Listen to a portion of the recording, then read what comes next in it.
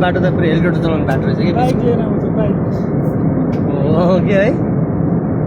पुरै गाडी चाहिँ ल्याम्रो जस्तो क्या होइन त उता गाडीका डाल हिउँले खाएको भाग जतिमा यो पुरा यस्तो यो पुरै चाहिँ बाटो जस्तो के हो तर हिउँको लेदो बग्ने ठाउँ हो यो चाहिँ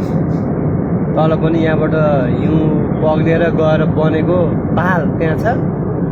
त्यो ताल पछाडि चाहिँ यहाँ ठुलै चाहिँ गयो हिउँ पहिरो गयो भने त्यो ताल पनि फुट्ने सम्भावना हुने यसरी बाटो जस्तो देखिने क्या यो हिउँ बगेको ठाउँ हिउँ बगेको यो हिउँको लेदो बगेको ठाउँ तल गएर त्यसरी चाहिँ पानी जम्मा भयो त्यसरी पनि बग्दै बग्दै तलतिर गयो अब बगेर कता जान्छ यो थाहा छैन तल पनि यस्ताहरू बनेका छन् यहाँ आसपासमा चाहिँ बस्ती चाहिँ छैन धेरै टाढा छ होला यो अब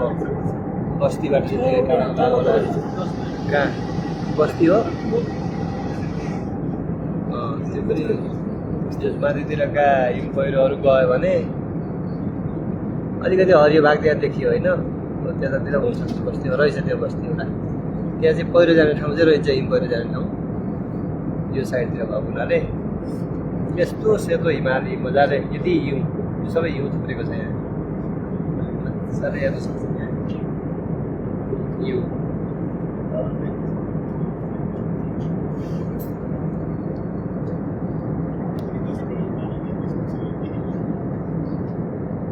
तल चाहिँ एउटा मानवीय बस्ती हो कि जस्तो लागेको थियो हो त्यहाँ बस्ती छ यहाँनिर चाहिँ एउटा बस्ती छ जस्तो लाग्यो यो चाहिँ तर पनि वरिपरि चाहिँ यहाँ धेरै घर चाहिँ छैन पक्का खेतीबारी चाहिँ देखियो अनि तर वरिपरि चाहिँ हिमालय छन् त्यस्ता काला डाँडा चाहिँ छन् अलिकति सुरक्षित यो वन जङ्गल माथिपट्टि भएको हुनाले अलिकति सुरक्षित मानिएको तर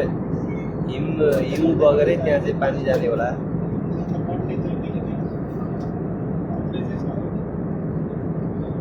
यतातिर पनि यता पनि आएर अब अलिकति बस्ती आयो त्यहाँ यहाँ पनि एउटा बस्ती आयो बस्ती चाहिँ देखियो पुरै गाउँले बस्ती रहेछ यहाँ चाहिँ पुरै गाउँ बनेर बसेको देखियो यहाँनिर